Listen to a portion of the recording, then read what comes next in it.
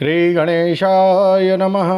श्री गोपीजनवल्लभाय नमः। श्रीमद्भागवत महापुराण तृतीय स्कंध अथ त्रयोदशोऽध्यायः।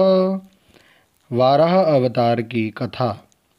श्री सुखदेव जी ने कहा, राजन मुनिवर, मैत्रेय जी के मुख से यह परम पुण्यमयी कथा सुनकर श्री विदुर जी ने फिर पूछा, क्योंकि भगवान की लीला कथा में इनका अत्यंत अनुराग हो गया था। विदुर जी ने कहा, मुने, स्वयंभू ब्रह्मा जी के प्रिय पुत्र महाराज स्वयंभू मनु ने अपनी प्रिय पत्नी शतरूपा को पाकर फिर क्या किया? आप साधु शिरोमणि हैं, आप मुझे आदिराज राजर्षि स्वयंभू मनु का पवित्र चरित्र सुनाइए।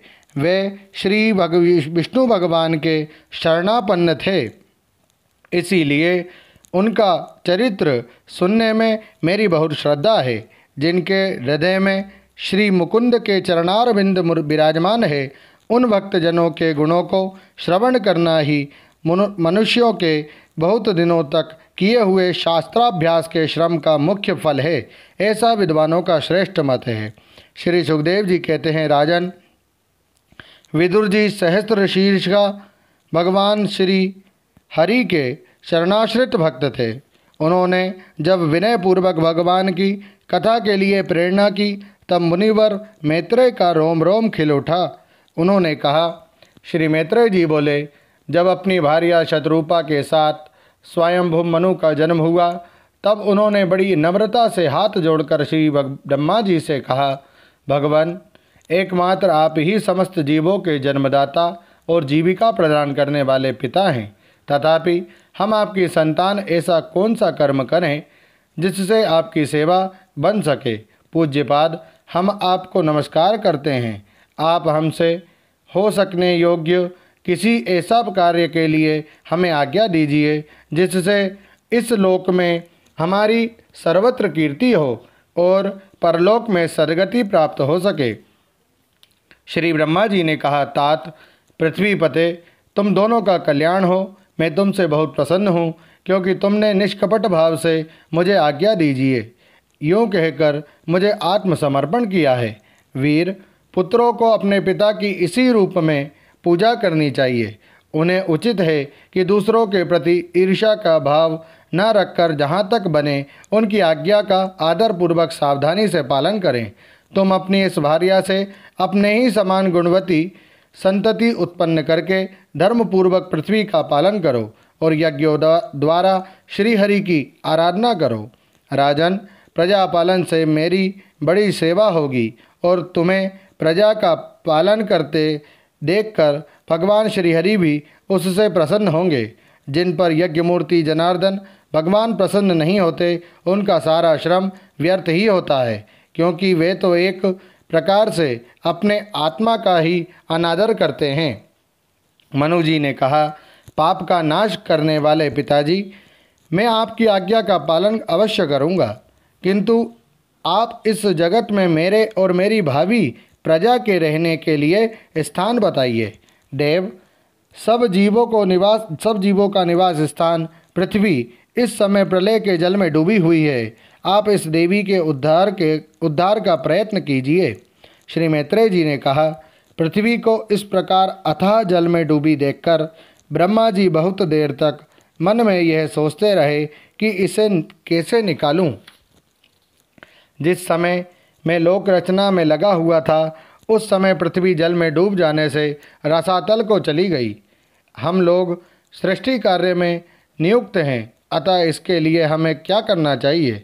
आप तो जिनके संकल्प मात्र से मेरा जन्म हुआ है, वे सर्वशक्तिमान श्री हरि ही मेरा ये काम पूरा करें। निष्पाप विदुर जी, ब्रह्मा जी इस प्रकार विचार कर ही रहे थे कि उनके नासाछिद्र से अकस्मात अंगूठे के बराबर आकार का एक वराह शिशु निकला।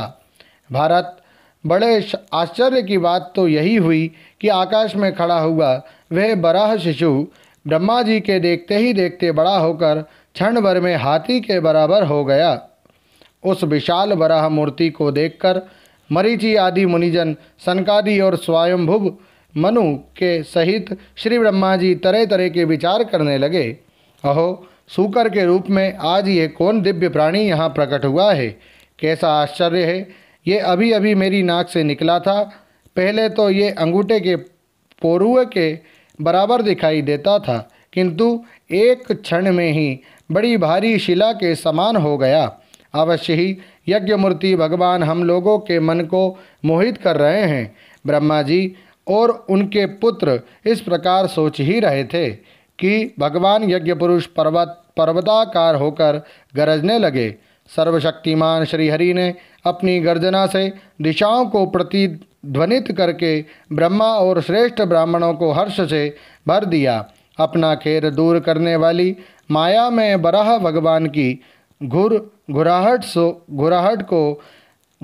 को सुनकर वे जनलोक, तपलोक और सत्यलोक निवासी मुनिगण तीनों वेदों के परम पवित्र मंत्रों से उनकी स्तुति करने लगे। भगवान के स्वरूप का वेदों में विस्तार से वर्णन किया गया है। अतः उन मुनीश्वरों ने जो स्तुति की उसे वेद रूप मानकर भगवान बड़े प्रसन्न हुए और एक बार फिर गरज कर देवताओं के हित के लिए गजराज की सी लीला करते हुए जल में घुस गए। पहले वे सूकर रूप भगवान पूंछ उठाकर बड़े वेग से आकाश में उछले और अपनी गर्दन के बालों को फटकार कर खुरों के आघात से बादलों को छितराने लगे।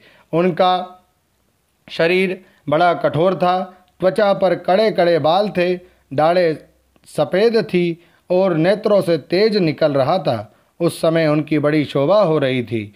भगवान स्वयं यज्ञ पुरुष हैं, तथापि सूकर रूप धारण करने के कारण अपनी नाक से सूंघ सूंघ कर पृथ्वी का पता लगा रहे थे। उनकी दाढ़ें बड़ी कठोर थी। इस प्रकार यद्यपि वे बड़े क्रूर जान पड़ते थे, तथापि अपनी स्तुति करने वाले मरीचि आदि मुनियों की ओर बड़ी सौम्य दृष्टि से निहारते हुए उन्होंने जल में प्रवेश किया। जिस समय उनका वज्रमय पर्वत के समान कठोर कलेवर जल में गिरा, तब उसके वेग से मानो समुद्र का पेट फट गया और उसमें बादलों की गड़गड़ाहट के समान बड़ा भीषण शब्द हुआ।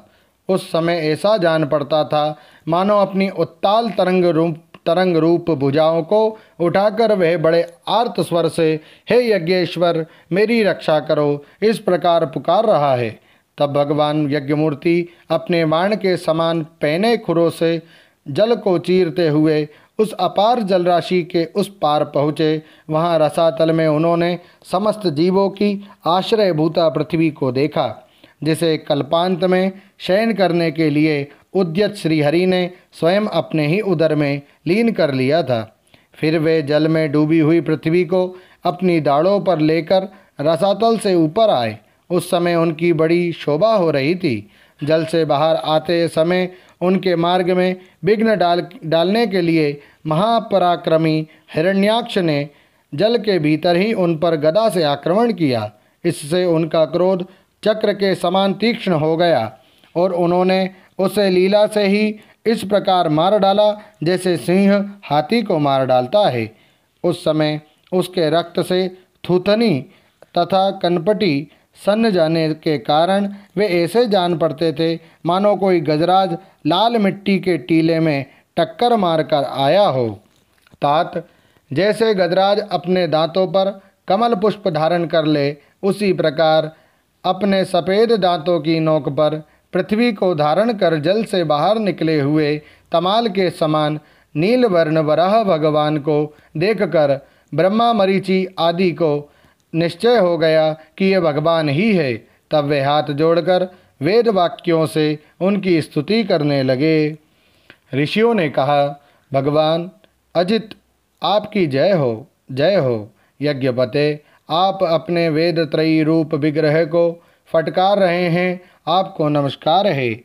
आपके रोमकूपों में संपूर्ण यज्ञ लीन है। आपने पृथ्वी का उद्धार करने के लिए ही ये सूकर रूप धारण किया है, आपको नमस्कार है। देव, दुराचारियों को आपके इस शरीर का दर्शन होना अत्यंत कठिन है, क्योंकि यह यज्ञ रूप है। इसकी त्वचा में गायत्री आदि छंद, रोमावली में कुश, नेत्रों में घृत तथा चारों चरणों में होता, अर्धवयु, उद्गाता और ब्रह्मा इन चारों ऋत्विजों के कर्म हैं। ईश, आपकी थुतनी मुख के अग्रभाग में सुरुक है, नासिका छिद्रों में श्रुवा है, उदर में ईडा यज्ञीय भक्षण पात्र है, उदर में ईडा है, कानों में चमस है, मुख में प्राश्चित्र जिसे ब्रह्म भाग पात्र है और कंठ छिद्र में ग्रह सोम पात्र है। भगवान, आपका जो चवाना है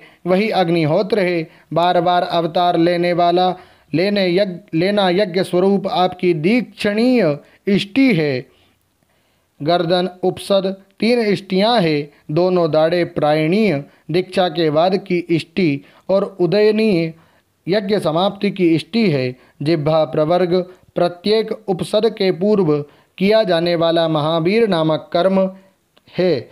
इस सिर सभ्य होम रहित अग्नि और आवसथ्य उपासनाग्नि है तथा प्राणचिति इष्ट का चयन है। देव, आपका वीर्य सोम है। आसन प्रातः सवनादि 3 सवन हैं। सातों धातु अग्निष्टोम, अत्यग्निष्टोम, उक्त, षोडशी, वाजपेय, अतिरात्र और आप्तोर्याम नाम की 7 संस्थाएं हैं तथा शरीर की संधियां जोड़ संपूर्ण सत्र है। इस प्रकार आप संपूर्ण यज्ञ, सोम रहित याग और क्रतु सोम रहित याग रूप हैं। यज्ञानुष्ठान रूप इष्टियाँ आपके अंगों को मिलाए रखने वाली मांसपेशियाँ हैं। समस्त मंत्र, देवता, द्रव्य, यज्ञ और कर्म आपके ही स्वरूप हैं। आपको नमस्कार है। वैराग्य, भक्ति और मन की एकाग्रता से जिस ज्ञान का अनुभव होता है वह आपका स्वरूप ही है तथा आप ही सबके विद्या गुरु हैं। आपको पुनः पुनः प्रणाम है। पृथ्वी को धारण करने वाले भगवान, आपकी दाढ़ों की नोक पर रखी हुई यह पर्वतादि मंडित पृथ्वी ऐसी सुशोभित हो रही है जैसे वन में से निकल कर बाहर आए हुए किसी गजराज के दांतों पर पत्रयुक्त कमलिनी रखी हो। आपके दांतों पर रखे हुए भूमंडल के सहित आपका यह वेदमय वराह विग्रह ऐसा सुशोभित हो रहा है जैसे शिखरों पर छाई हुई मेघमाला से कुल पर्वत की शोभा होती है। नाथ, चराचर जीवों के सुखपूर्वक रहने के लिए आप अपनी पत्नी इन जगन माता पृथ्वी को जल पर स्थापित कीजिए। आप जगत के पिता हैं और अरुणी के अग्नि स्थापन के समान आपने इसमें धारण शक्ति रूप अपना तेज स्थापित किया है। हम आपको और इस पृथ्वी माता को प्रणाम करते हैं। प्रभो, रसातल में डूबी हुई इस पृथ्वी को निकालने का साहस आपके सिवा और कौन कर सकता था, किंतु आप तो संपूर्ण आश्चर्यों के आश्रय हैं।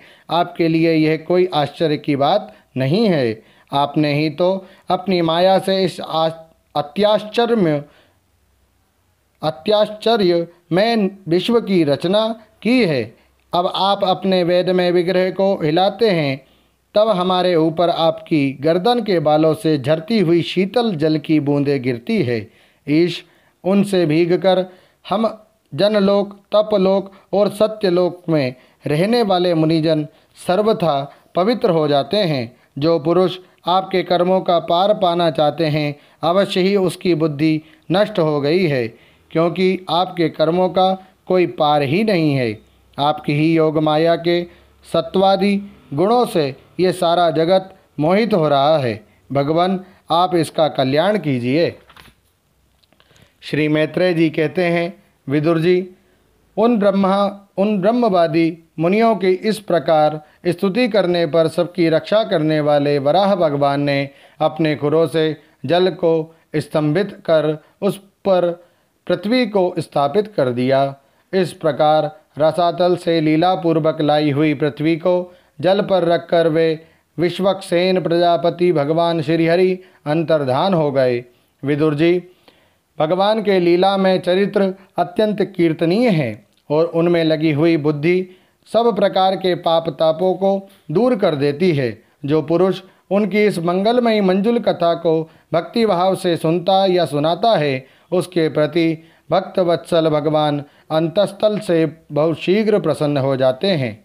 भगवान तो सभी कामनाओं को पूर्ण करने में समर्थ हैं। उनके प्रसन्न होने पर संसार में क्या दुर्लभ है, किंतु उन तुच्छ कामनाओं की आवश्यकता ही क्या है जो लोग उनका अनन्य भाव से भजन करते हैं। उन्हें तो वे अंतर्यामी परमात्मा स्वयं अपना परम पद ही दे देते हैं।